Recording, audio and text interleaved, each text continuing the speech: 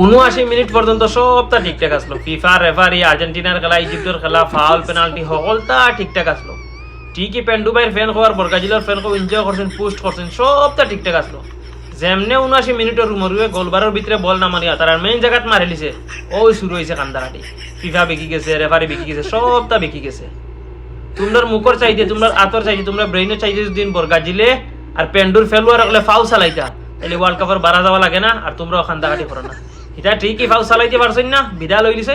এখন তোমরা এখান দিয়ে আর্জেন্টিনার ম্যাচ নিয়া হায় রে হায়, খেলা শেষ হওয়ার আগে তার আখ মুখ ব্রেন কত ফাস্ট চলে, কিতা দি কিতা ঘুরা যায়, কিতা দি কিতা সমস্যাত পালানি যায় আর্জেন্টিনারে, আর্জেন্টিনার ভুল ধরা যায়, সমালোচনা করা যায়। হায় রে হায়, তারাও কিতা কই যায়, তারা তো থাকতে হইব, না থাকলে আর হইব নি। সব সময় বেহায়ার মতো ওয়ার্ল্ড কাপ তো বাইর হয়ে যায় যে কোনো টিমের লগে গোল খাইয়া, আর বাদে শুরু এখান কাটি আর্জেন্টিনার ম্যাচ লইয়া।